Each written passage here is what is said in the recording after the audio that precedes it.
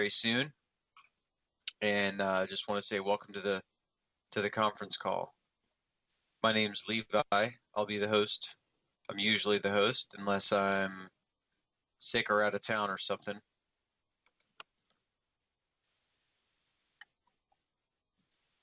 I hope everyone had a good week. I know I was pretty busy. It's been really cold here. We've been trying to get our wood stock up and everything. So, yep. We're here to figure out how we're going to save the Republic. It all starts with individuals learning exactly why things are the way they are, and that's what this thing is all about. This is definitely the introduction to everything PAC. It's a really good resource for if you've never read the book, The Red Amendment. You can also go to YouTube and you can look up PAC Alliance 98, I believe. I'm going to go to YouTube right now and check that out. Let me type in PAC Alliance 98. I believe that's it. Yeah, PAC Alliance 98 is a channel that we have on YouTube. And the past conference calls that we've done can be found there.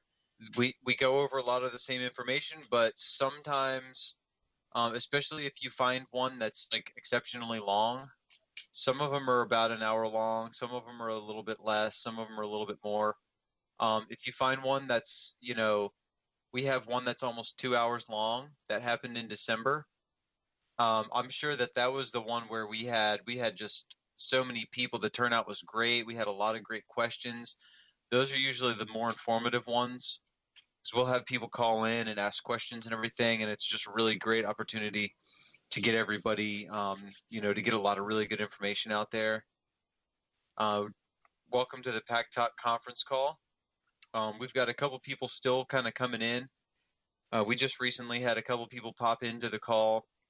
So before I really get into the presentation, I'd like to just wait like another minute or so.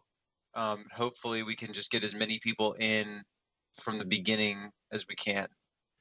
I was just going over some more resources that you guys can check out in your free time. You can go to YouTube and you can type in PAC Alliance 98 and you'll find the channel for People's Awareness Coalition.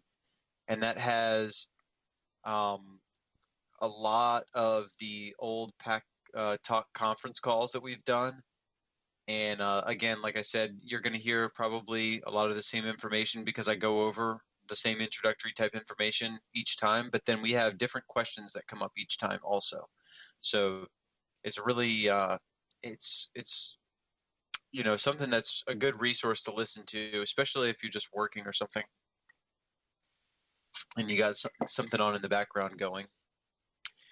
Also, we have Frank just put a URL in the chat, and it is the PAC Alliance introduction that can be found on the main website, which is pacalliance.us.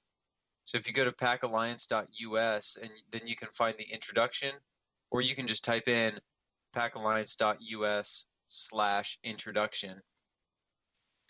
And that'll be a good starting place as well. In addition to that, many other things can be found on the pacalliance.us website. These are going to be sort of supplementary essays or reports or white papers, basically, that kind of click into the information that can be found in the Red Amendment. They expand on what's covered in the Red Amendment. But once you get yourself a copy of the Red Amendment and you read that, and then you can go back and read some of these papers if you've already read them, and you'll probably have a different you'll probably have a different perspective or like a little bit better of an understanding on things. So then we have a question here from the chat from Max Tor, and it says, anything for those outside the U.S.? Well, we do cover international law. Vattel's Law of Nations is really foundational material that we use.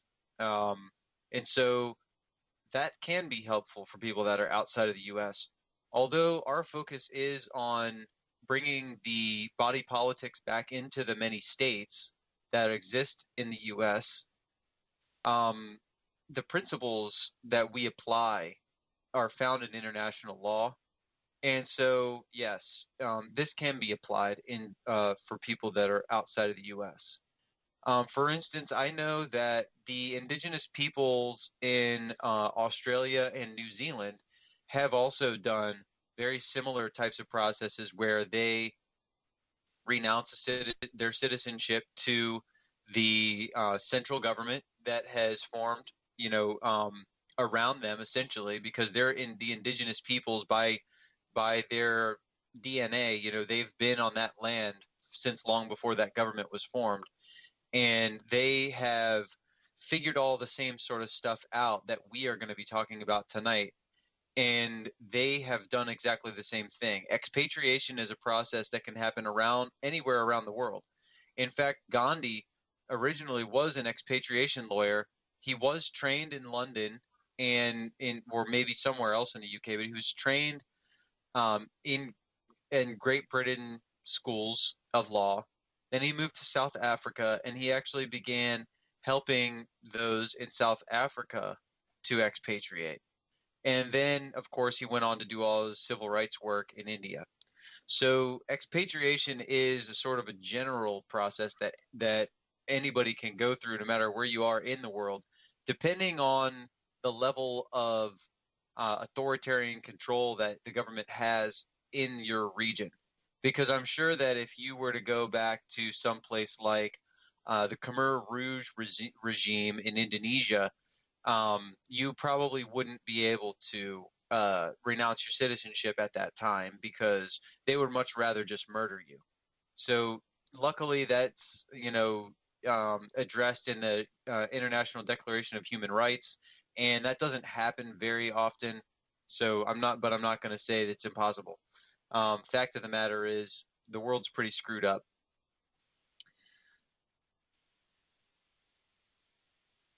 Okay, yeah, Maxter says, keep at it, but I think we're complicating things unnecessarily working within the existing system, which was built broken. Well, I would like to maybe ask exactly like to what degree, I guess, maybe, how far back are we going to go with the supposition that the system is broken? Because we're not actually advocating anything like anarchism. We do believe in the rule of law. What really needs to happen is that people need to become aware of it in mass, and start to actually apply these things. Because the reason that the system gets away with a lot of the crap that they do, yeah, okay. So Max Tur then says, common law is one simple law: do no harm. Everybody obeys the law. We don't need to be ruled over at all. Well, common law is actually more dynamic than that, but that is, I guess, if you were to boil it down, that is a very simple, sort of the golden rule: do unto others as you would have them do unto you. Yeah, that's common law, common sense. They're sort of synonymous things. If there's no victim, there's no crime, that sort of thing. But when it comes to getting yourself out of a system, if you've been using their numbers and you've been, yeah, we'll get into these issues a little bit more in the presentation.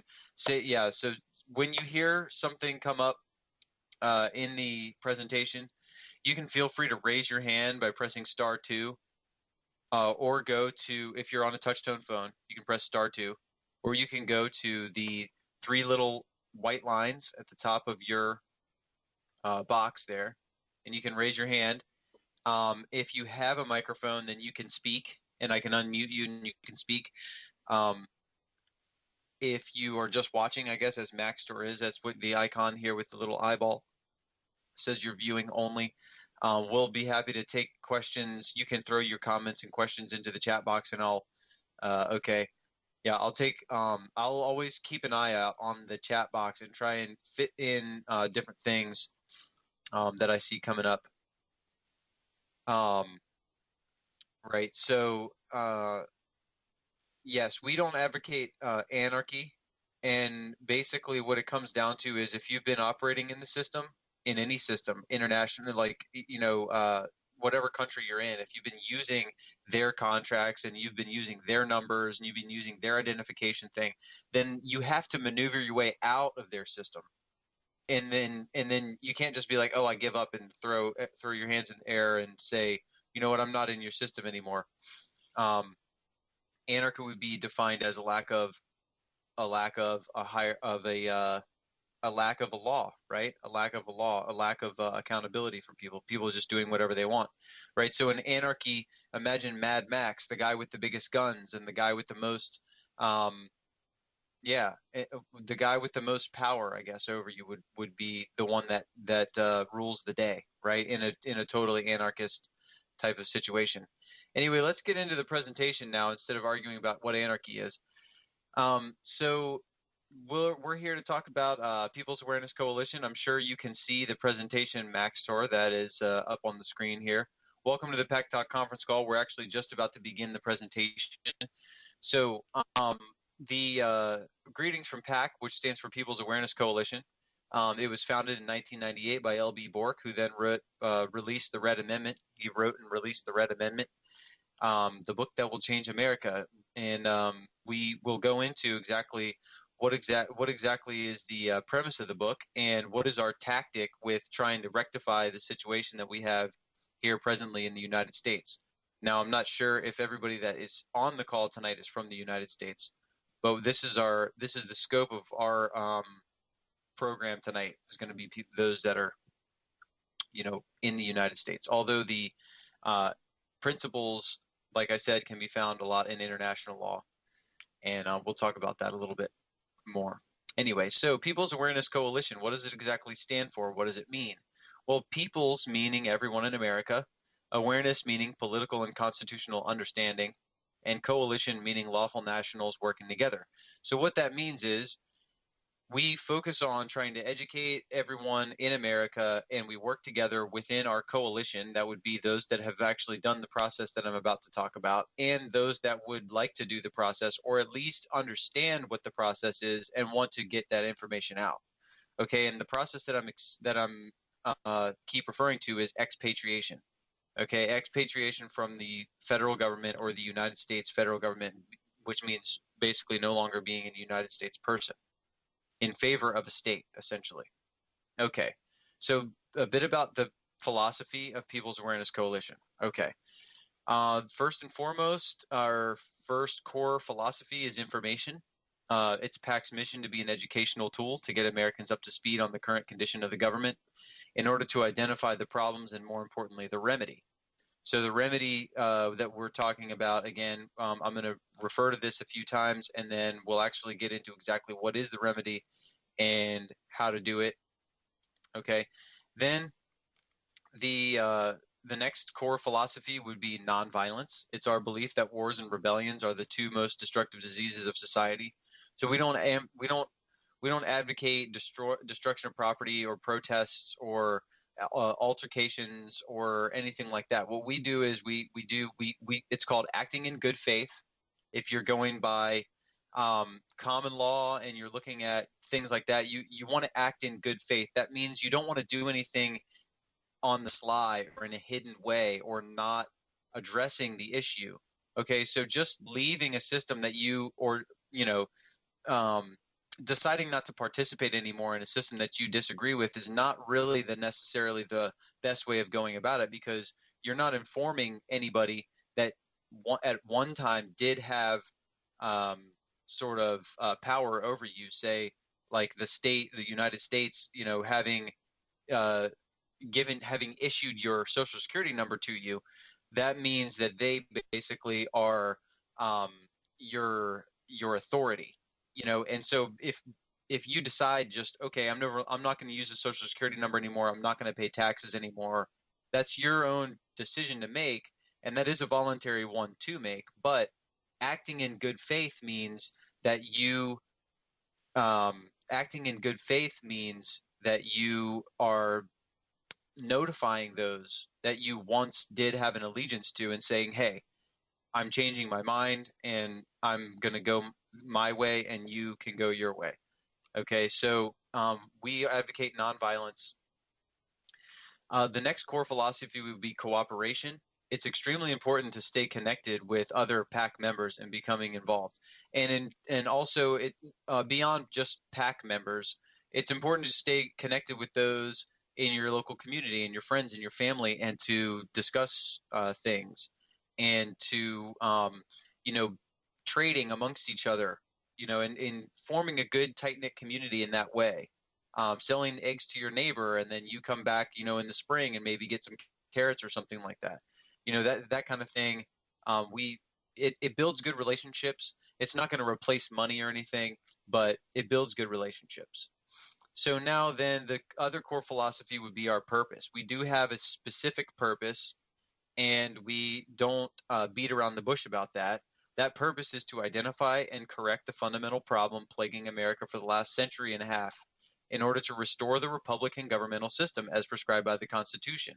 Because we do believe in the rule of law, and we do believe in a Republican form of government, which means representation of the people, right? And we do believe that the Constitution was very well intentioned, although it has been manipulated and bastardized by the Reconstruction Amendments, basically. And anybody that's really deeply disillusioned with the way that the government is now, and maybe would advocate anarchy, probably actually really is needing to identify the real core problem, which isn't government in and of itself, is actually the Marxist form of government, or communism. Okay, and paradoxically, anarchists sometimes want to go into what they call anarcho-communist or something. I don't know. It's something like that. Anyway, so freedom is responsibility first and foremost. That's the main thing to really understand. Big time mantra there. Freedom is responsibility. Being responsible for yourself, taking care of your house. So yes, you're right, Maxter. Communism and capitalism do work hand in hand. They're exactly the same thing, but the communists are the capitalists and the capitalists are the communists. That's a very famous quote by somebody. I forget who exactly said that. Essentially, the capitalists, that they use the government to beat down their competition, and then they instill communism among the lower ranks of the hierarchy of power, and in order to basically enrich themselves and control the masses. So we don't advocate for actually either of those systems. Free market is a little bit different than that. So let's go on to a little bit of a prologue of a couple of questions just to keep in mind as we're going through the presentation. How many of you would like to better understand why things are the way they are? Okay, I think everybody could raise their hand to that one. So in order to experience less anxiety about a complex and troubling subject, it's important to better understand that subject. And throughout this presentation, we'll explore this complex issue and identify the fundamental threat we face. And so what I mean by that is the complex issue is that of, exactly how things got the way they are, and how then to fix it. So why does it seem like they just make up the rules as they go? And I say they with little air quotes, because what I mean by that is the hierarchy enslaving you, right? The capitalists or the communists or whatever. How many, or why are so many people actually afraid of the government? And lastly, how many of you would like to feel more secure? I think that one of these questions actually answers the other. Okay, so if you think about that. But in any case, it's our goal tonight to answer all these questions and actually to help provide, initiate sort of an interaction that will bring this information to you. Like we want to get people involved with our group and with research and with really fully understanding the law, so that you can, because understanding the law, whether you like it or not, the law is a thing, and it does affect our lives, and so it is important to understand it. Okay, it's just like somebody that would say, oh, you know what, I don't believe in computers, and then they just don't ever want to look into what computers do, and then sadly they would be missing out on a lot of things because they just decide not to understand that thing. So we do want to understand exactly, we want to understand the ins and outs and the nuances of the law. It's very important because knowledge is power, right? That's the other mantra here that we have at the bottom of this slide. Knowledge is power. So where do we begin? Yes, Max Tour, in an ideal world, in a perfect world, in a sort of utopian, unattainable world, then we wouldn't need a government because everybody would do the right thing. Everybody would go by their conscience, and everybody's conscience would be made of gold, and everybody would be happy, and everything would be great, and we could all slide down rainbows into big barrels full of Skittles and stuff. But that just isn't the world we live in, okay? So we do need to understand the government. We do need to understand the rule of law, okay? So where do we begin? First, we need to begin by becoming familiar with important terms and concepts, and then we'll explore how they fit together to see the picture more clearly. Okay, so what are the terms and concepts? Okay, so it's important when you're reading law and you really do want to understand law, instead of actually saying, this is too hard to understand, I'm an anarchist. If you want to understand law, then you have to look at the nuances of how the terms are used, because that is especially important to understanding what exactly was the intention of that law and what was the direction, and maybe what was some of the things that you could find between the lines, because a lot of times law is written in a deceptive way, and we're going to talk about that with regard to the 14th Amendment a little bit later on. So when we look at different terms that are used in laws, we want to really be clear with the fact that the way that we use it in speech, in everyday language and stuff, is not always the same as it is used when a law is written. Okay, and it's really important to understand that so that you can, really fully understand exactly what the law is meaning. So some of the terms that we're going to look at are status, citizen, power, rights and privileges. We're going to look at the difference, or sort of the contrast between what is a right and what is a privilege. We're going to look at what is the contrast between legal and lawful and other things. So let's just move straight into getting right into it. So the first thing that we're going to talk about is this term status. Okay, so status, and all these terms are gone over extensively in the book, The Red Amendment. Okay, so we're going to talk about status now, and the reason that we're going to talk about this one first is because this is exactly what the People's Awareness Coalition, this is the target of our group, and what the subject of what we actually sort of go after to bring things kind of back into the way they were. So what we mean exactly by status is the condition of a person or a thing in the eyes of the law. Okay, there's a lot of other definitions to status, as you can see if you're looking at the screen. This is just taken straight from Merriam-Webster Dictionary, the most common dictionary practically out there. But what it means is the condition of a person or thing in the eyes of the law. Okay, so some of the examples that we could see of status, child or parent, that can be a status. Okay, so the status of being a child or the status of being a parent, the status of being married or unmarried, a servant or a master, living or dead, and then finally citizenship status, which is the most important thing with regard to what we're going to be going over tonight. So we want to understand what is status first of all, and how can it change, and then we're going to look a little bit now at what is a citizen. What exactly is a citizen?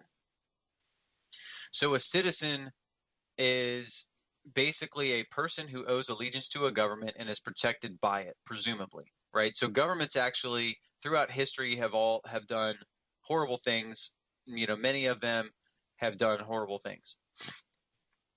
There's a term called democide, and that is basically death by government. And government was the leading cause of death in the 20th century. So we understand that governments can be very destructive. But actually, we also do understand that governments among men, for their own mutual benefit and protection, can actually be very productive too, so that everybody's not sort of just shooting off in their own direction and not really able to accomplish anything using, in a very large group. Sometimes you do need a little bit of structure. So we'll take a little bit of a excerpt here from a famous speech that was given by Abraham Lincoln at the Gettysburg Address. Government of the people, by the people, and for the people. The reason I point this one out is because what I'm kind of getting at is it is our belief that the citizen bears some responsibility for the actions of their government, because after all, they are part of what constitutes the government. So by their contributions and acquiescence, they empower the systems that form. By taking this principle into account, we've determined that invoking the inherent right to remove oneself from an objectionable system is the single most effective way of disempowering it. Okay, so there is a process to doing this, though. You can't just wake up one day and say, hey, you know what, I don't want to be part of this thing anymore. You actually have to go out and say that to somebody. You have to go say that and make a declaration, because otherwise they call that acting in bad faith. Because it's otherwise, how is anybody going to know that you made that decision if you don't go out and tell someone, right? So if you were if you're a citizen of the United States, and then you say, hey, I don't want to be a citizen of the United States anymore, you can't just up and stop paying taxes, because whoever is expecting to get your taxes, since you've paid them before, they're going to expect them again. If you didn't say anything about it, you didn't give them any sort of notification, then you're going to find yourself in some deep trouble. Okay, so what we do through our process is a process of acting in good faith. It's a process of notifications to all these different places. So now let's talk about power some, and what's government's power and where does it come from and all that stuff. Okay, so by power, what do we mean exactly by power? Not electricity. It's the legal or official authority, right? Capacity or right. It's possession of control of authority or influence over others, right? So in my example that I put here, a parent should have power over their child, not a child having power over their parent. This is what you could call, this is a rudimentary governmental system. Okay, a family is a rudimentary governmental system. It's a very basic one. And that is what, in some cases, it's an absolute dictatorship. That would be an example of how an absolute dictatorship is used sort of in a legitimate way, where you say, you have to do this now. You have to go brush your teeth. You have to go lay down now. It's time to go to bed. You have to go to school in the morning. You can't just sort of let the child run rampant and stuff, because otherwise then the child would have power over the parent. And that actually conflicts directly with common law in a maxim. And I like to always bring this up at this point. A maxim of common law is that the creation can never be more powerful than the creator in a lawful sense, right? So of course we've seen situations where the child has power over the parent. An unruly child at a restaurant or something that doesn't want to eat his food can make a scene, and then that will force the parents to leave, right? So that's an example of how a child can have power over a parent if the parent doesn't rein that in. Okay, so there we have a real super duper basic example of how the family structure sort of is a microcosmic government, right? So power, where does government's legitimate power come from? So legitimate power comes from consent, right? Governments derive their just power from the consent of the governed. Anybody that's from the United States will probably recognize that quote from the Declaration of Independence. So simply put, legitimate power comes from consent. So as we move on, here we have now the order of nature. What is the order of nature? So the order of nature is basically is regarded in common law, and it is followed in common law, and it has a lot to do with maybe birthright. Where you're born, you sort of have a right to that area. You can't be deported from that area, that sort of thing. So the law regards the order of nature. And the order of nature also sort of encompasses the parent-child relationship there. So in that, that in the power is the power rests in the parent, correct? And then the parent then, as the child matures and shows responsibility, then starts to cede some more power to the child over time as the child starts to get more mature. And then eventually that child will hopefully have children of their own. And then the whole cycle will continue again. So what is the order of nature exactly defined as? It's defined as the physical universe considered as an orderly uh, orderly system subject to natural laws. So basically, simply put, it's the hierarchy of power. It's the correct way that power is supposed to flow. And now we're going to get into a more dynamic example, exactly what we're talking about here. So before the Constitution was written, in common law, ancient civilizations considered the following to be the true order of nature.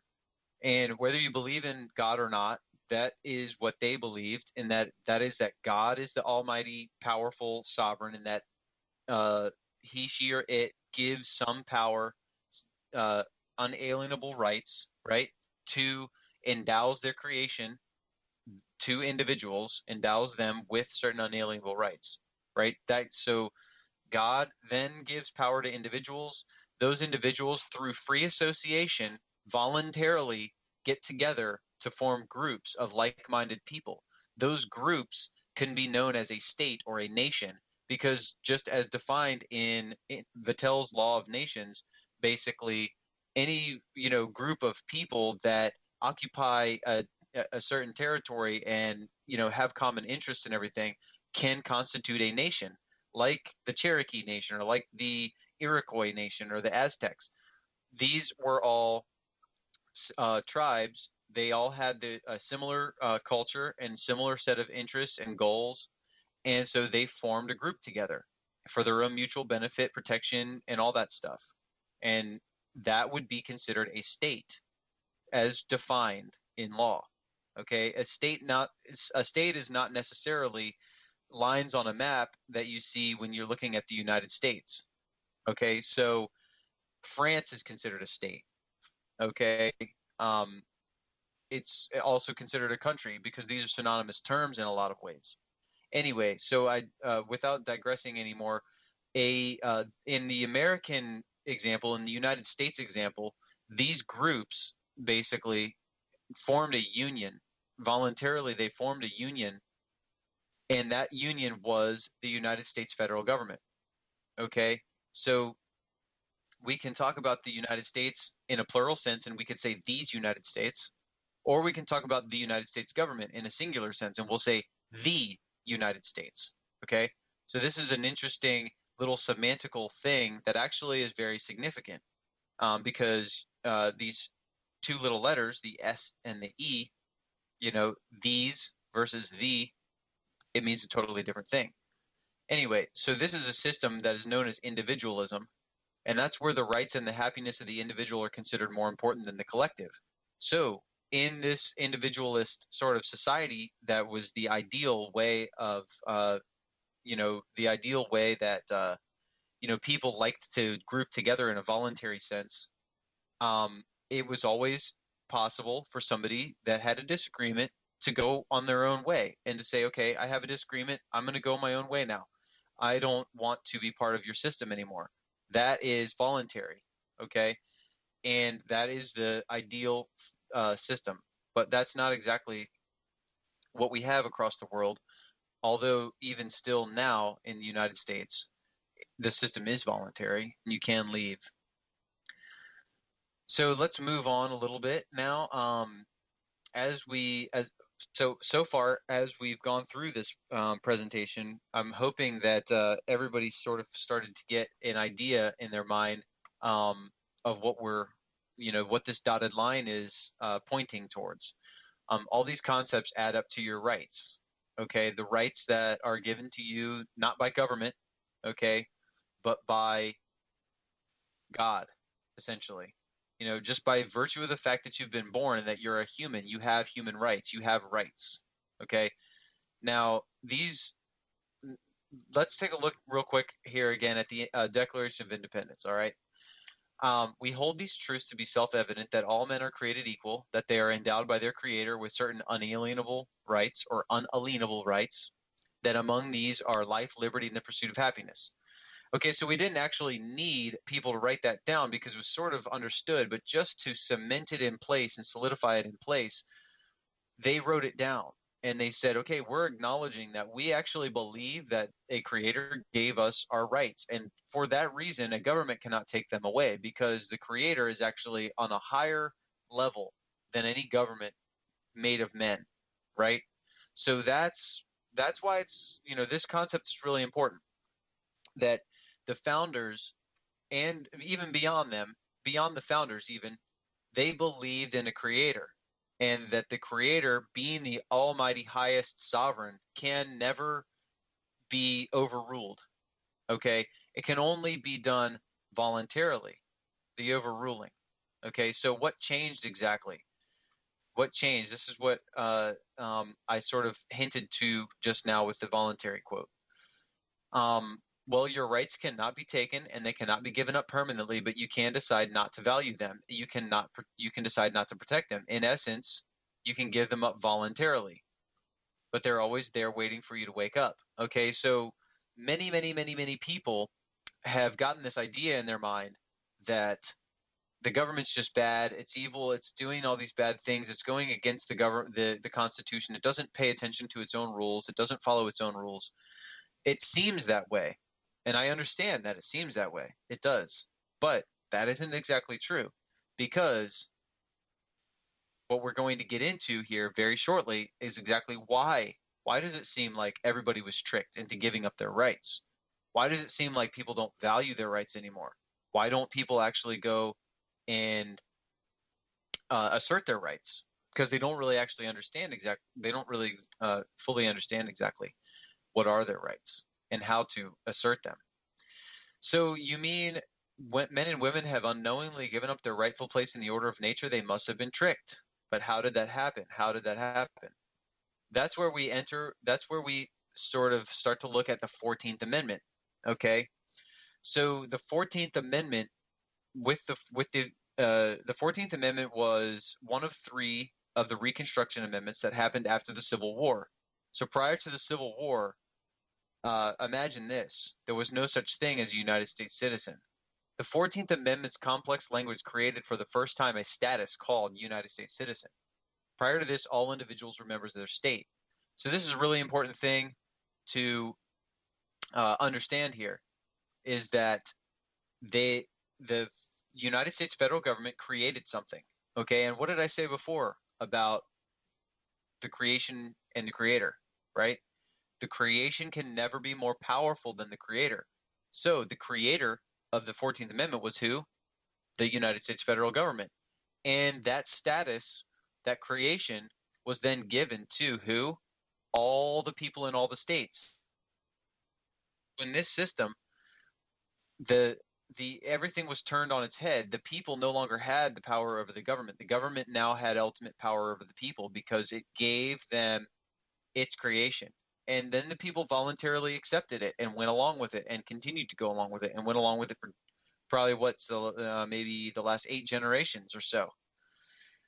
So if we look into the 14th Amendment, which is the subject of the book, The Red Amendment, by the way, by L.B. Bork, it's gone over extensively and it's analyzed in all types of nuance in the book.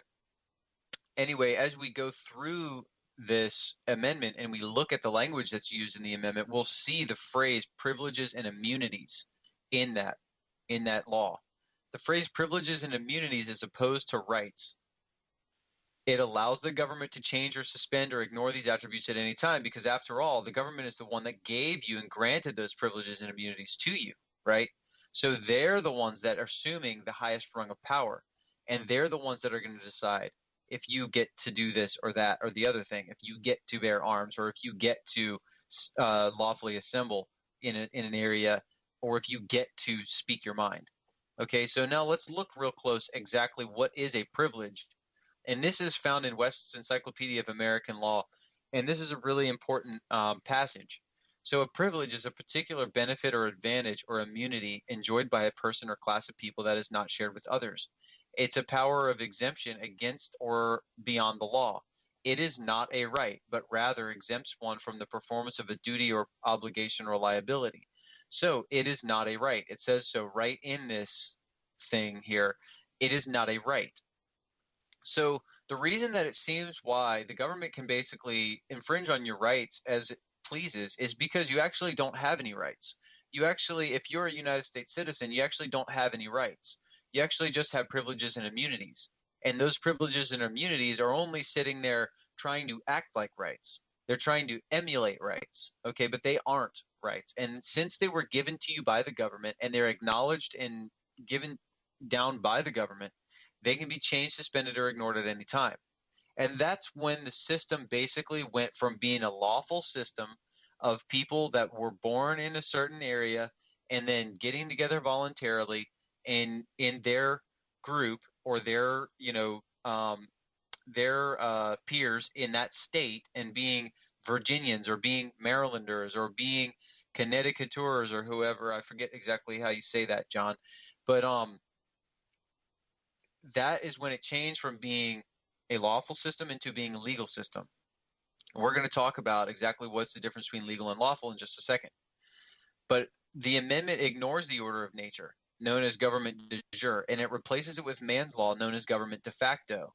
Okay, so de jure is good, and de facto is not necessarily good. So now let's look really closely, actually. Thanks. Let's look really closely at what is the difference between legal and lawful, right? So something that's lawful is something that's in accordance with the law of the land, right? Just like birthright, like I was saying. So somebody that's born in Virginia, like me, I was born in Virginia. And so I have a lawful right to live here and be here and conduct my business here and to just be here, right? To be a man on the land or whatever you want to call that. So according to the law and permitted, sanctioned, and justified by law, these are all things that are lawful. Lawful properly implies a thing conformable to or enjoyed by law. Another synonym is de jure, meaning by right or of right. It's Latin, meaning by right or of right. De jure is, and it conforms to natural law. Now, legal, on the other hand, means pertaining to the understanding of the exposition and the administration, the science and the practice of law. It's implied or imputed in law. It's more about following the letter. It's more about like the ritual and making sure that you follow every little instruction that was written down on the sheet, rather than looking at the spirit of the law and looking at what is more conformable to moral quality, right, or ethical principle. So in this paragraph here that I have is legal looks more to the letter of the law and lawful looks more to the spirit of the law. Legal is more appropriate for conformity to positive rules of law and lawful is for accord with ethical principle.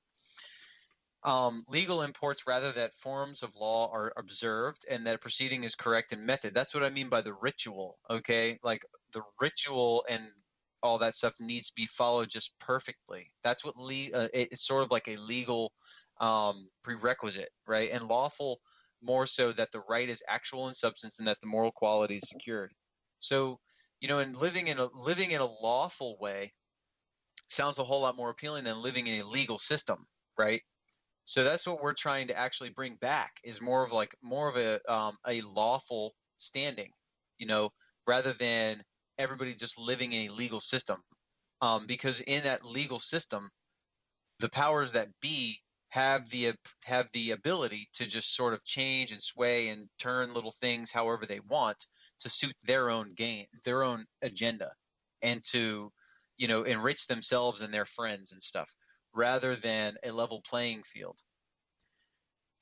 So what is the new order now? Now that we've gone over exactly what is legal, what's lawful, and what was the old way, the old system, the old structure. The old structure had God at the top and then individuals and down from there. Now we have the new order. The federal government, the United States federal government, is at the highest rung of power because, after all, the federal government created a citizenship status and then gave that to all people that were born in any of the states, in any of the territory of the land masses that make up the states, right? So essentially what happened is you were given into this contract without ever even knowing it, and your parents were probably too, and their parents and their parents. And like I said, it's almost 8 generations now, maybe even more, because you think it's about 20 years per generation. Some people had kids sooner than that. But so we'll say 8 generations. That's 8 different sets of parents and grandparents and great great greats and great great great great greats that have all kind of done the same thing the same way. And that's why it's sort of kind of morphed into this behemoth that it is now. Because the federal government is at the highest rung of power, it then cedes some of its power down to the states, and then last but not least is the individuals. And then by virtue of this and by virtue of this system, God is actually taken out, because God can't actually exist in any other rung other than the very highest rung. So this is what's known as collectivism, and that's where the group is always considered more important than the happiness and the well-being of the individual. And in a collectivist system, such as a completely totalitarian collectivist system, say maybe Soviet Russia, or China, communist China, Mao, maybe even Khmer Rouge regime in Indonesia, they would much rather murder you than let you leave voluntarily. Okay, so luckily here in the United States, we have not devolved yet into that, authoritarian, totalitarian state, not completely. And we do still have the opportunity to leave the system if we decide to. It's just a matter of doing it in a correct way, because you can't just say one day that you think that the law is bad and that governments are bad, and that you're not going to interact with them anymore. Because if at one time you were, it's like getting out of a gang or something, Like I guess with getting out of a gang, you would just kind of want to disappear, but because they would much rather kill you, I guess, in that sense. But if you were part of it at one point and you accepted its benefits and you went along with it at any point, even if you were ignorant to the fact of what you were doing, the best way to get out of it is through acting in good faith. And that's exactly what the process that's provided by PAC does. It provides notifications for all the many different federal agencies and all the ballooning bureaucracies out there. And we basically tell them all, hey, we tell them, hey, this is what we're doing. This is what I'm doing. I'm leaving the system. I have this opportunity to do this. And they can't really say anything about it, because if they say, oh no, you can't do that, you can't leave the system, we won't allow you to, they have to give you some sort of a reason why. Maybe you have a debt, maybe you have some debts that you have to take care of or something. Maybe there's a legitimate reason why you shouldn't be able to leave yet, but they can't just be like, you're never allowed to leave, because then they don't really have the just power anymore, because it's no longer by consent, it's by force. Okay, and that does I'm sure that some people will probably posit that that is the situation that we live in now, but it's not actually. I'm living proof of that. I've actually gone through this process, and I'm no longer a United States citizen, and I don't use the numbers anymore, and I don't have to, and I've already given all my declarations and everything, and I've gone through 95% of the process. There's some little extraneous things that I still need to take care of, but nothing that's too dire. So what we've basically kind of what I'm trying to paint, this picture that I'm trying to paint for you, basically is meaning that political power comes from groups of people that share the same status. Okay, so if a bunch of people just decided, I'm going to go be a man on the land, and I'm going to go camp, and I'm going to get rid of society. I hate society. I'm just going to go camp, and I'm going to hunt and fish, and I'm just going to live and draw pictures of flowers all day. And that's going to be great for them. But guess what? They really don't have any political power. And you actually do need political power if you don't want somebody to one day just come with a bulldozer and push over your favorite tree that you've been living under and stomp on all those flowers that you've been drawing for the last however long you've been a hermit in the woods. So political power comes from groups of people that share the same status. Okay, it's really important to understand that. So this is why it seems like the states have no power. It's because all the people in all the states are United States citizens. They're not citizens of the state wherein they reside. They don't have any rights. They don't have any protection of the Constitution of the state wherein they reside. And believe me, the states would. I think that the states individually, they love the opportunity to assert their power over the United States government.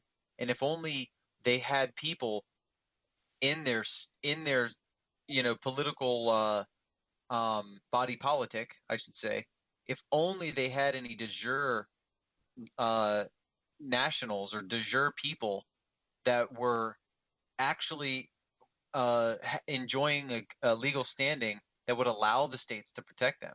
They would love it. They would go after it. They would love it. They would be like, okay, we have this chance now to assert our right over the United States federal government. We're going to show that we can do this, you know. So I know it's a lot to take in, but it is the truth. And I've actually seen a lot of this stuff in action through all the different research that I've done. States actually do like to assert their right over the United States federal government when they have the chance to, but a lot of times they don't. And so, because the people that they would be representing are United States citizens, so that means they're in that jurisdiction, right? They're not in the jurisdiction of the state. And so, how do we fix it exactly? So I've already kind of talked about exactly how to fix it. But we believe in this group that the best way to correct the current situation is to bring the power back into the states as intended by the founders, by correcting your status to that of a state national. This means pledging allegiance to a state, thereby bringing political power back to the states and bringing the federal government back into its intended function.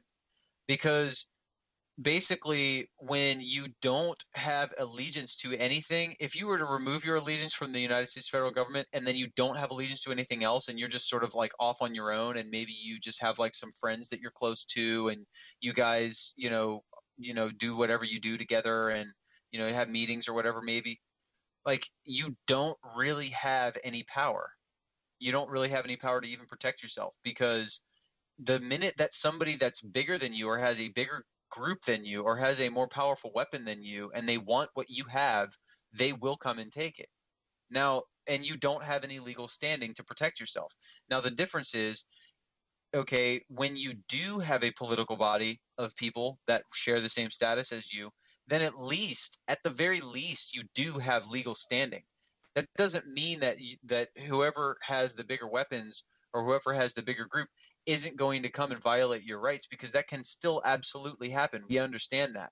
But at least you have legal standing. Okay, because otherwise, if you just decide, I'm going to throw all this legal stuff out the window, I don't want to pay attention to that anymore, I'm going to do whatever I want to do, you don't have legal standing. You are not in the right. You are not acting yourself or conducting yourself in acting in good faith. You're acting in bad faith, actually, is a proper term. And for that reason, you are an island, okay, an island of a person, because you are out alone, drifting off in the sea of law, because the law surrounds us everywhere we go, whether you like it or not. People's Awareness Coalition is here to help provide the remedy, but we need your help. It's been the mission of PAC since 1998 to bring proper constitutional education and political awareness to all Americans. But in time, it was realized that Americans are not quite ready. Thus, PAC Alliance was formed. So PAC Alliance, actually, more specifically, is sort of like those people that are in the periphery of the actual, the group of the people that have actually corrected their status. Okay, because most of the people that are involved with People's Awareness Coalition right now are just trying to work towards getting their lives in order to where they can go through with the status correction. And we've had actually a good number of people go through the status correction very recently. And so I just want to give like sort of a high five to those people that have done it. High five. And everybody that's helping us, everybody that's part of the alliance. We've got a lot of dedicated members that are part of the PAC Alliance. They understand this information. They understand that the rule of law is important, and that we really do need to understand our rights. We need to stand on them. We need to kind of have our voices heard together instead of just being like, a single person out there sort of ranting about something, because nobody will, really listen, especially not governments. Without a political body and with the existence, it's sort of like those that advocate gun rights or gun laws. Okay, let me use this as an example too. Those that advocate for gun laws, they want guns just taken out of the hands of people because they think that they would be safer if just nobody was allowed to have guns. Okay, but what will happen is, who will have the guns then? If guns exist, then somebody will have them, right? Who's going to have them? Probably criminals and probably governments. Okay, so since by virtue of the very fact that guns exist, it's important for individuals to be able to protect themselves with guns because that's the equalizing force. Okay, so since governments exist, it's really important for people to be involved in a political body, in a body politic, instead of just being like, oh, screw it all, and I'm not going to pay attention to the law or whatever, because they're disillusioned with it or whatever. It's really important for people to have political power to protect themselves for their own mutual benefit, so that you and the people that are in your group can help one another out. Because the law or governments exist, big, overreaching, horrible actors in government, they exist, and so, maybe 10 or 15 people that just decide, we're going to go and we're going to start our commune or whatever, and we're going to, we found this land that no one's using. We're going to go use that land, and we're going to live off the land, and we're just not going to pay attention to society anymore because society's just screwed, and we just don't like it anymore. Well, what's going to happen is eventually those people are going to be found to be not operating within the law, and the law is going to find that whoever actually does own that land has the right to basically kick those people off, and then, maybe somebody inherited that land and they decided they want to grow wheat, so now they have to go kick off a bunch of people that are basically squatting on their land, right? And they will have the law at their back. They will have the law on their side because the law exists and governments exist, just like guns exist. So it's important for people to be allowed to have them because they exist. Okay, so in a perfect world, guns wouldn't exist and we wouldn't need guns because no one would be bad and no one would do bad things to one another. All right, so in a perfect world, that's how things would be, but that's just not the way it is. So PAC is here to help. PAC has released a lot of information that can be found at pacandlaw.us in the form of white papers, or white papers.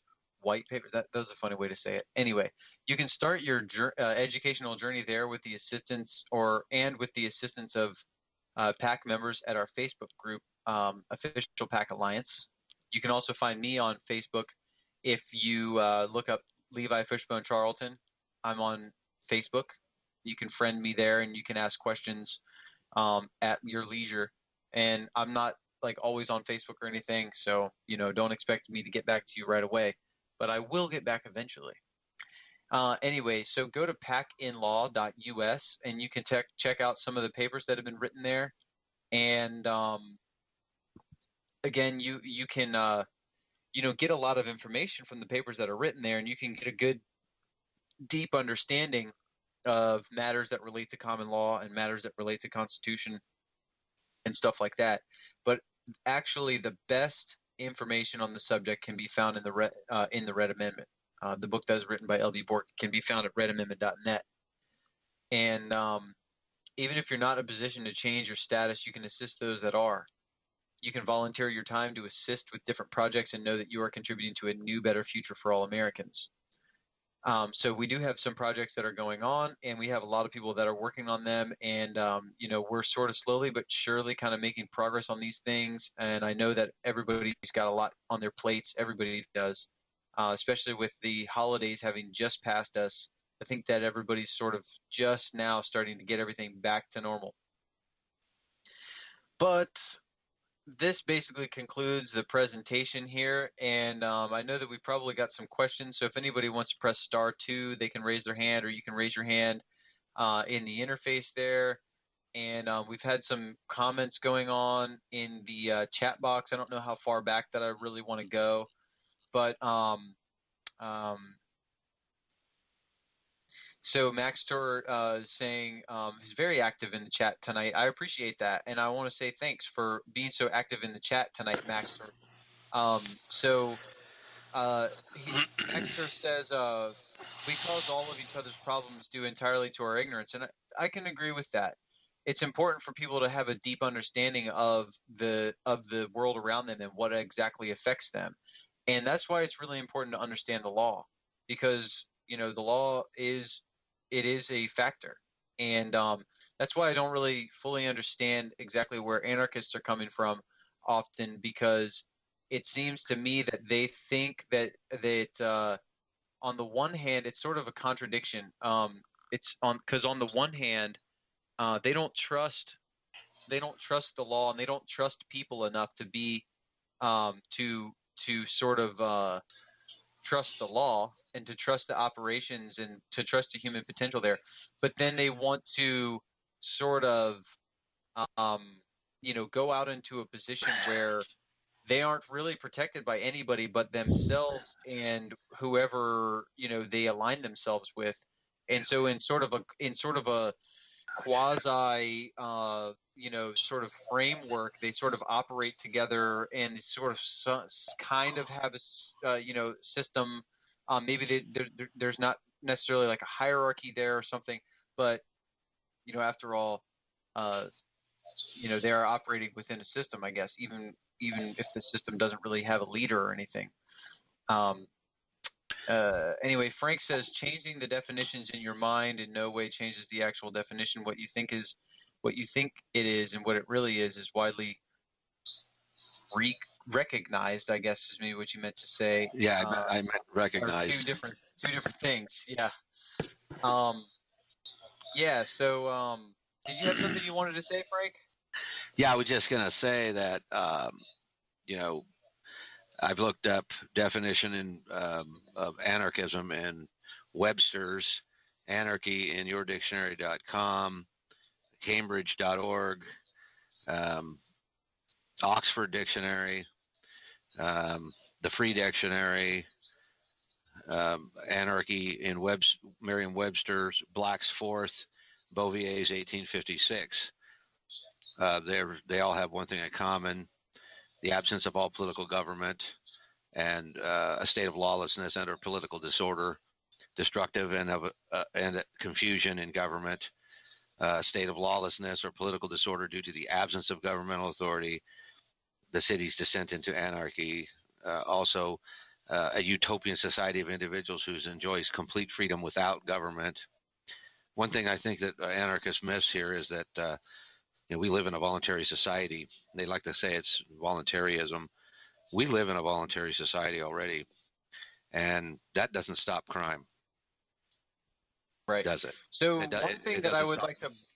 thing I'd like to point out is that if you look, if we really want to understand things, a lot of times we have to look back through history and see how they've been applied throughout history, right? So always throughout history, anarchy has always just been a transition from one governmental system into another governmental system. And I do see that there's a hand up. I just noticed that, so I will get to that person's question right after making this point. But so a lot of times anarchy is just a sort of state of disarray in between two governmental systems, and a lot of times the situation gets worse.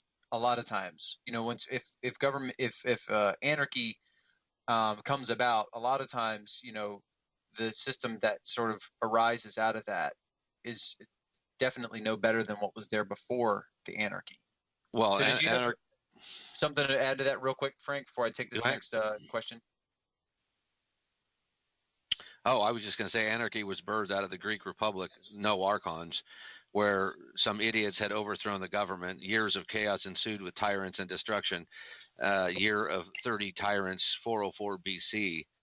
The above noted method has been used by several factions who desire to bring out political change in order to control the masses in a country, such as a Jew-driven Bolshevik revolution. Most anarchists do not know the law and care less about the depth of how it works and default to the law of the jungle. Those who call themselves anarchists, they cause debt, destruction, and they should not be entertained. Um, you know, most anarchists pay income tax into the system that runs on communism or unconstitutional law, and is no more anarchist than I'm an astronaut. The anarchist is controlled by law that he or she ignores. This law can be shed with a complete understanding of the Red Amendment and PAC. But you say, So I hey, think I I I don't, think I what don't. a lot of sorry to cut you No, off. go I ahead. think what a lot of people that advocate for so-called anarchy, they are people that really they do have a really strong moral compass, and they know in their heart what is right and what is wrong, and they like to follow that, and they're very idealistic. The problem is that not everybody feels that way, not everybody thinks that way. And so by them being the virtuous people that they are, and basically feeling like they don't really need a hierarchy or a structure over top of them, because they have a strong conscience and they are a good person in their heart, and they believe that. And I believe that they are, in a lot of cases. Anarchists a lot of times are very good people. They just want to be left alone. The problem is that not everybody feels that way. And you basically leave yourself open to having somebody that just does not care about what you think and your rights and whatever, and what what your human rights are. They don't care. They're going to come and take advantage of you anyway. And that, I think, is where the law comes in, because that is really the equalizer. That's what takes the law of the jungle, like might makes right. That squashes that and says, okay, we have decided as a society that this is what's acceptable, this is unacceptable. We're going to make sort of maxims of common law. We're going to, over thousands and thousands of years, they've formulated these sort of mantras that went into creating all the maxims of common law. And that's through trial and error, because it's just a human experiment of controlling yourself and controlling each other, basically controlling those that don't really want to control themselves. So let's go and take this question real quick, and then maybe we can come back and revisit the anarchy topic again. But let's take this question here. Hello, 702. Do you have a question or comment? Hi, this is Maxter.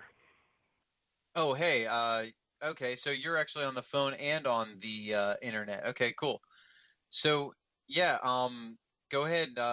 State your position, man. Okay, well, first of all, I really liked your presentation. You're very knowledgeable. You've done some excellent research, and I really appreciate the kind of work you do. You know, if I can share some constructive criticism, I hope. No that problem.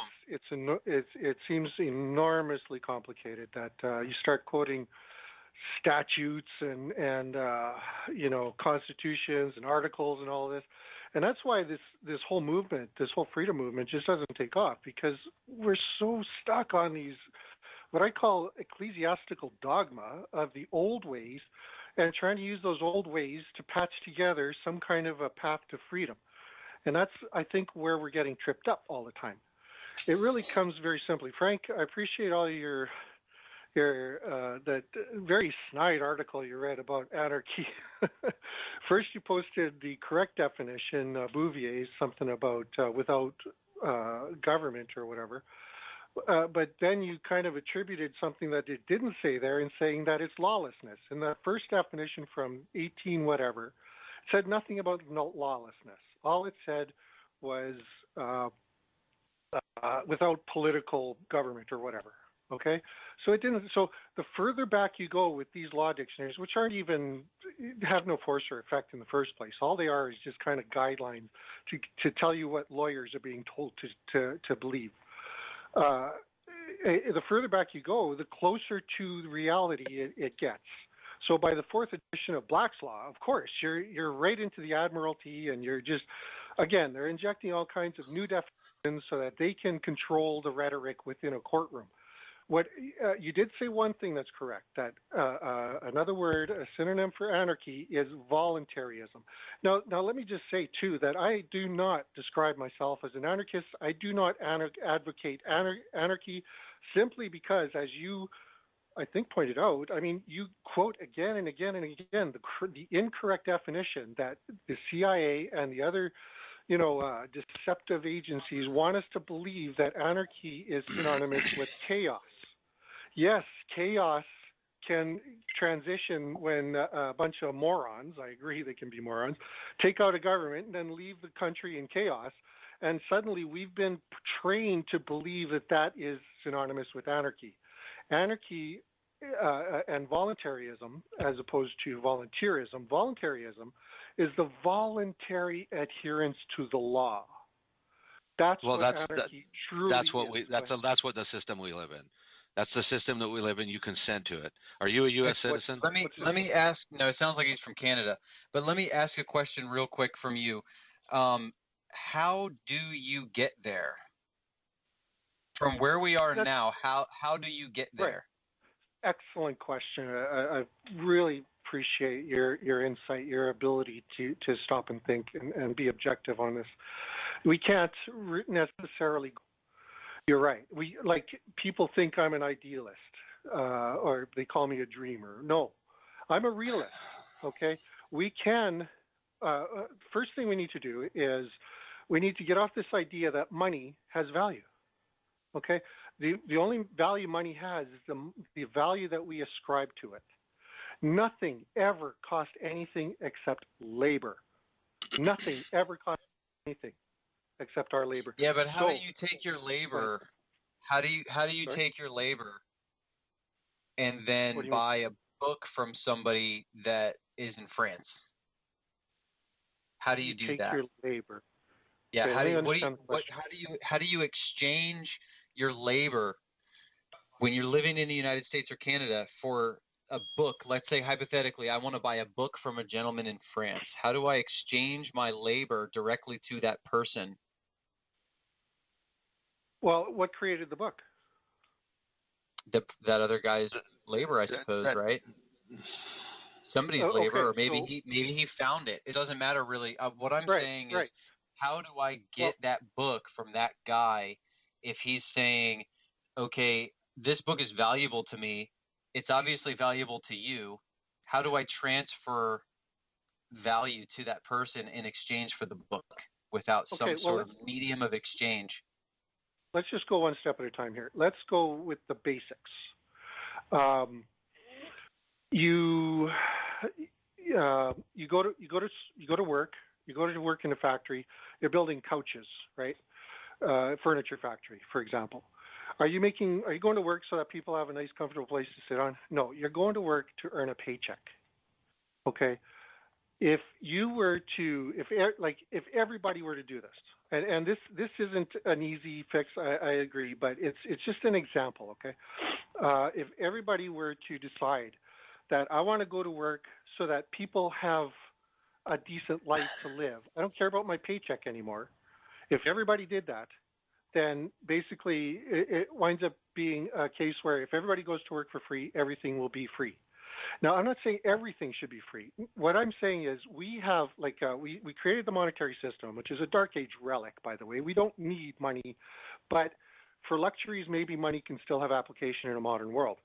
We needed money back in a day when our tribe could only make so much wheat or whatever, okay, dig up so many roots for flour, for bread, and we'd have enough for ourselves. We'd have a little extra. We could trade with other tribes for something they grow or some meat that they got or something like that.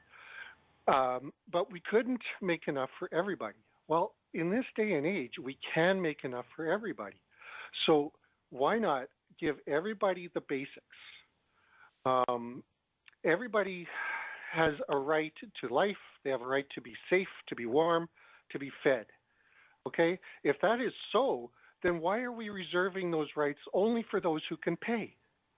So what we need to do is create a world of humanitarianism where we provide the basics for everybody, and if you want anything more than the basics, you get out and work for it. And now one result of that is everybody's suddenly going to be healthy, and they're not going to want to sit around on their couch. They're going to want to get out. They're going to be motivated. And we can have a world where we progress I don't agree into with the future. That's collectivism. Almost That's collectivism. Almost finished. So again, I have to go back to my first question, and that's how do you get there? Because it sounds like what you have in mind is sort of this utopia.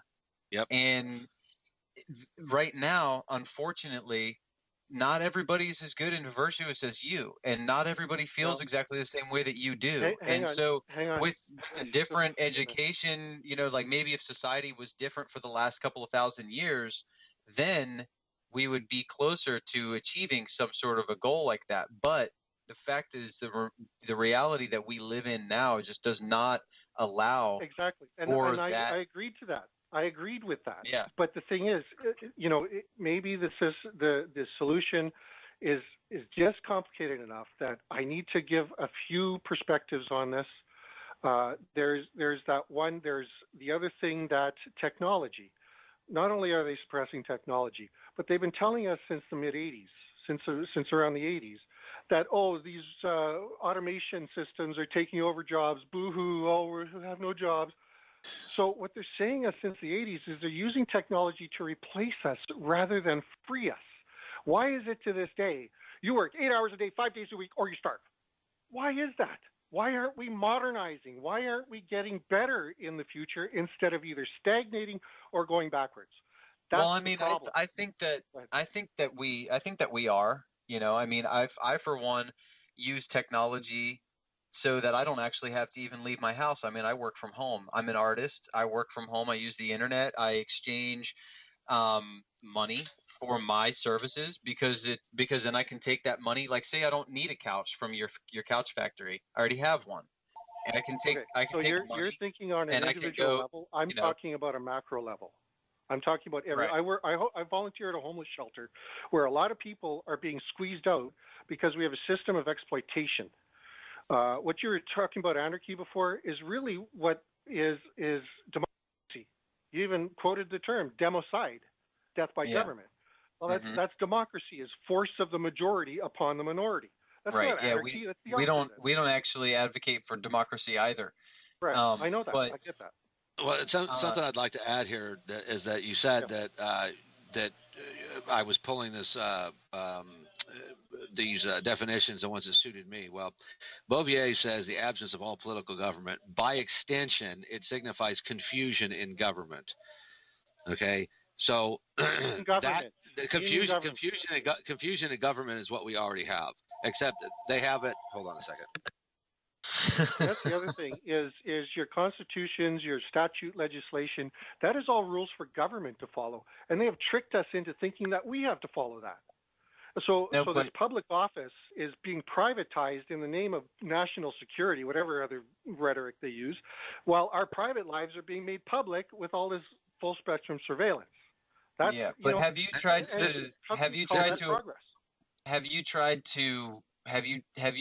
going out and conducting yourself in a way that you're not regarding the law, that you're not paying attention to laws and stuff? And like I said, like you pointed out, that's on individual, on my example being on an individual basis.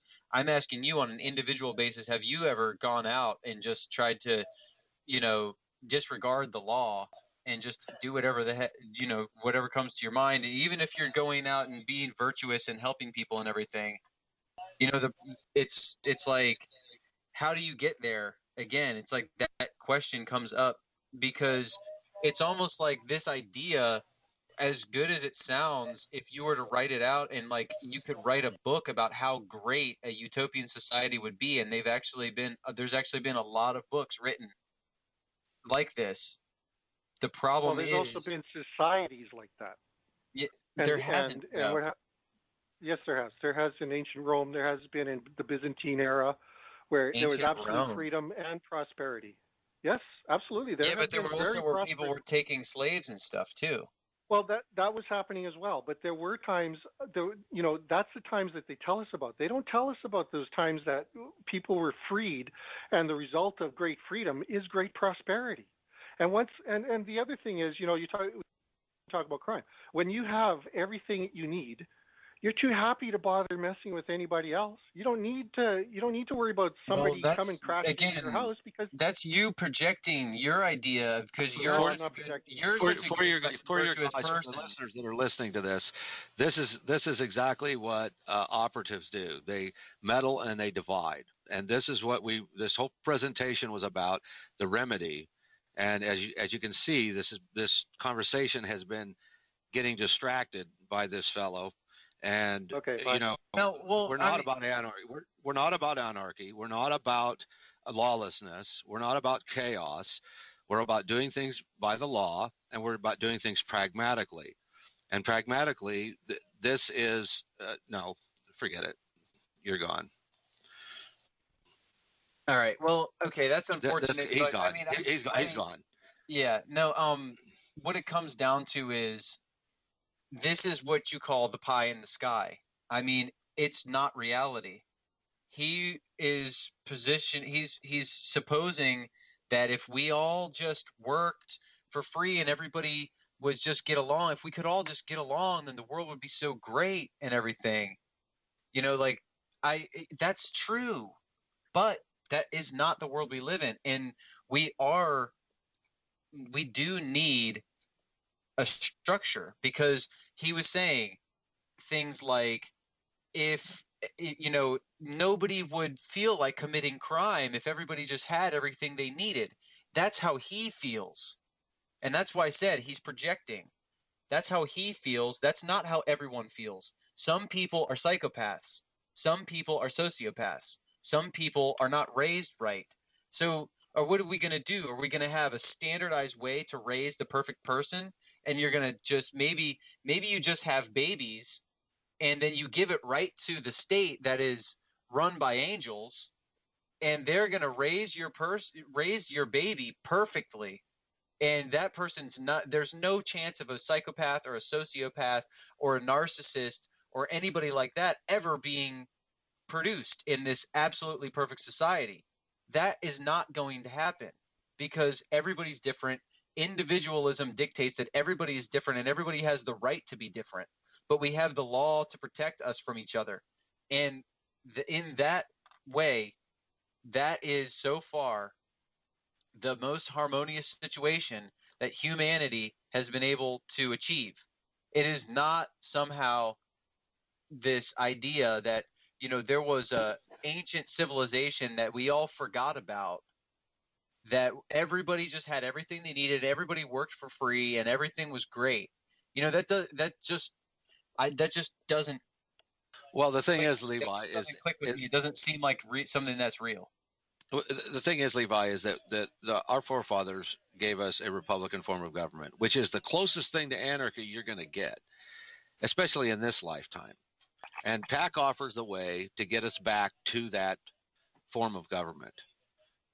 People that advocate anarchy they're reluctant to learn about the law, about how they're controlled. Rather than do that, they just say they pretend it's not there. PAC has a book. They've been around for 20 years. They have a plan, and they've been successful, and it works. And I could tell right away that this fellow was basically an operative of sort from his very first comments in the chat box. I had to admonish him and tell him that, we will take questions at the end, because he kept pushing the envelope even after Levi stated to him, we're going to get started with the presentation and we'll take questions and all that at the end.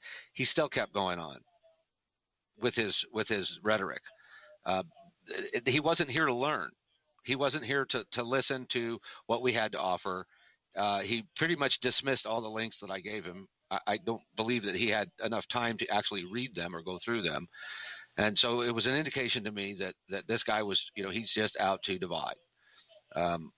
With that being said, These anarchists. Whether he's out to do that or not, I mean, it seems like to me it actually seems like he really believes what he's talking about, and that means to me like he just doesn't really want to fully accept reality and the fact No, that we have people in the world that are bad people, and that's right. you can't just have a society where you just expect everybody to provide for everyone else and everything's going to work out just great, because you've got lazy people that don't want to do anything. You've got people that want to, indulge.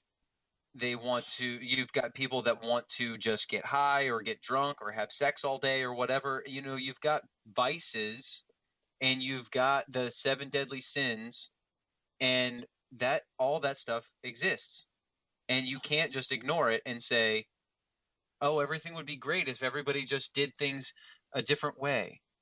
Because what's that going to – it literally would take a magic spell to be cast over the entire world for everybody to just go throw all their guns into a volcano and to throw all their drugs into the same volcano and to say that they're going to take up a life of celibacy until they decide to get married or whatever. And it's like it's just not going to happen. Let's listen to what John has to say. Go ahead, John. Did you raise your hand, John? I see that your hand is up and you're unmuted now. Maybe. Sorry, I'm okay. Here. Yeah, sorry, my microphone was off. That was crazy. I've known a couple of voluntarists and people who verge on anarchy, and and they think, well, we're just going to set up contracts with each other. Well, guess what? The contract makes the law. So, and one of the things that I thought was nuts was when he says, well, we're going to follow the law. Well, what law? Right? I mean, if you're ridiculing the law as particularly as you present it excellently every week, Levi, what if it's not that? Then what is it?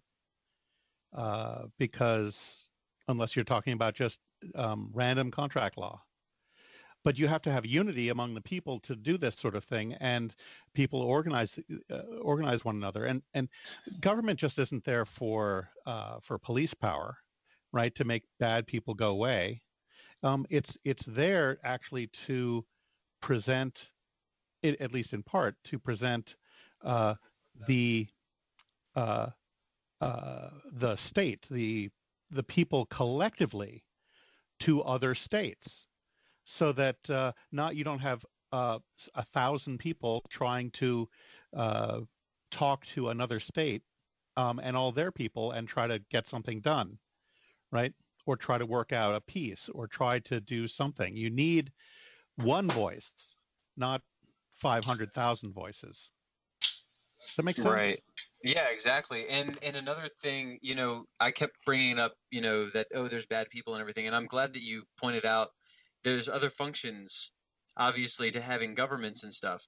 And it just kind of came to me when you were talking that contract law, it's there. The government is there to be an objective third party to arbitrate maybe disputes between two people, because otherwise, what are you going to do? A Thunderdome or something? And then it's like a battle to the death. I mean, or are you going to duel or something? I don't know. I mean, well, yeah, there are methods through self-government, that's the jury trial system and so forth like that, where you don't have an arbiter like a judge, but you have a jury that of your peers that deals with that sort of thing, and you have common law. But I think what you're I got off track there. Sorry. Well, I think, what I was kind of getting at is encompassed in what you just said, so the structure is there, and whether it's a jury trial or a judge, you know what I mean? So that structure exists to arbitrate, a dispute should it come up. And, if you're absent from that, then what are you going to do? People are just going to argue until oblivion. Well, And I it's guess going to be 500,000 people arguing against another group of 500,000 people or something, and then what, all out war or something, I guess. Right. And the other thing is that you need to have somebody who is an administrator, so that somebody has to keep track of who owns the land, who is doing what, right? Whatever records need to be kept in a central place, so that for everyone's benefit. You want to have lay claim to the land that you purchased. You've got to be able to have it, and show it and demonstrate that you have it, and make notice to other people. And therefore, the government has this role in providing notice to everyone else about the fact that you own this piece of land. Well, and two, they are the ones for the most part that facilitate the mechanism for these recording of these instruments, Yes. and accordingly, these instruments all have definitions. They all have definitions of what they are: a deed of trust, a warranty deed, an alloidial title, a patent, a land patent. Every one of these has a meaning. Anarchy has a meaning. It's a meaning that has been recognized for thousands of years, and only until recently, until this freedom movement got started, did the word anarchy change. And it changes. This fella said that I was manipulating the definitions. No, I didn't write the definitions. They were written by lawyers. Who do you think writes laws? You think just these people just come out of the woodwork and just say, well, I'm just going to write a law? No, it's like what Levi was saying about maxims of law. It's an agreed upon reason, or a maxim that's been agreed upon, and this is the way it is. Like it's taken a lot of time and a lot of thought to get to right to accepting that as the universal truth, because it's a universal truth. Go through the trial and error until you come to the it's conclusion, like, okay, we're going to have this as a standard now. Yeah, it's customs and usage over millennia, right? And then, cumulatively, you say, okay, well, this is what people do throughout the world, or throughout our country, or throughout, a hemisphere. These people with these similarities in the way that they live their lives, right? But there are, well, I was going to say that there are, more universal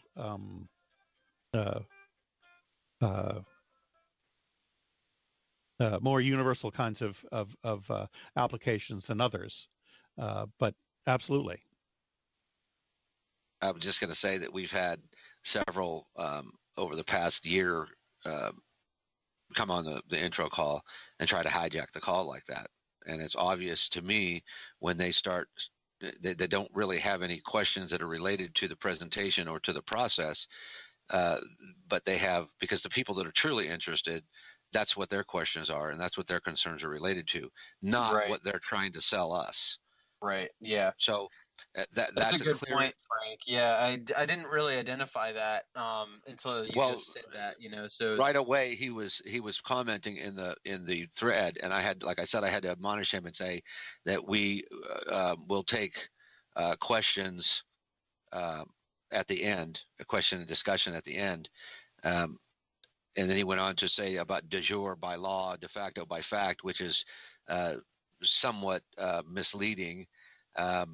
Because de facto has laws as well, but I said it doesn't matter what we think; they go by the legal definition, and it's all here. And I gave him two white papers, but it seemed that he was being dismissive about that. So those are indications to me that something's awry. And I just wanted the listeners that are on this call right now to understand. I wasn't trying to be rude to the guy, but it seemed like he was taking us down a beaten track that was irrelevant to our cause, and just more so him trying to promote whatever anarchy, which I believe it was anarchy. Anarchists do stuff like that. Yeah, and I mean, I had to keep coming back to this most very basic question: how do you actually get there? You know, I mean, he didn't. Right. If there's no fathomable way of how the current society that we have could ever possibly come to being the society that he has in his ideology, then what is the point of talking about it? You know, like, you are not living in reality. If you are living in reality, then you want to deal with real things, and you want to deal with reality as it is right now and make moves, make steps from this point into another point. If you would like something to be better, you make steps from this point to another point. You plot out your pathway, you talk about it, you talk about the reality, you talk about how to get there. You don't say, "Oh my God, a million miles from here, there's a pot of gold at the end of a rainbow. Let's all go there." You know, that's not going to happen. Right. It's just frustrating because I'm just like, man, you know, like, if you can't answer the most simplest basic question, how do you get there? You know. Right. Exactly. Well, and two, the money thing, when you ask them about how do you pay for something, you know, how do you pay for a book? Uh, it was, his answer was, he didn't answer it at all. Didn't answer. It just He answered it rambled. he answered it in a what if. Yeah. Well, anyway, so that was an exciting little thing, and I'm sorry for, you know, anybody that came on the call that might have been on for the first time. And we don't really normally argue with people that come on here, um, but you know, we're not gonna just, I guess, you know, let somebody come in and kind of sprinkle a bunch of falsities around and stuff, and you know, not say anything about it. So anyway, I mean, I thought it was actually a pretty exciting call tonight, and I hope that whoever's on the call tonight decides to come back on next week, and maybe we'll have more fireworks then too. Well, well, yeah, like you said, we don't normally have this much excitement on a call. The call you did mention in the beginning, that was back in December, that we had a huge turnout. The question, if you notice, the questions that they were asking, that there was a couple of people on there that had really sincere questions that they wanted to get answered, and they were related to the process and the status correction and how much it cost. So Okay, so Maxter, I think Maxter is back on and has his hand up. So I guess maybe we'll. No, he's banned. He's banned. Okay. So okay. Anyway, yeah. Take a look at the old presentations that we have on YouTube and look at the longer ones. And like Frank said, notice that the questions that the people ask, they're very genuine. They're to the points that we were going over here in the presentation. It turned into a great discussion, and a lot of people got a lot of really valuable information, I think, on those calls, and they were very thankful about it. And everybody, you know, seemed to really enjoy talking about the subject matter rather than, you know, theories and just, you know, completely unfounded fantasy land, you know. So I guess on that point, you know, that's basically all I have to say. I'm going to go ahead and propose that we end the call now. And thank you, John. Thank you, John. And thank you for Thanks, anybody John. else, everybody else that came on the call tonight. Thank you for showing up. And I hope to see you guys back on here again next week. Same time, same place. Okay, thanks. We'll talk to you guys later. Your line has been disconnected by the moderator. Goodbye.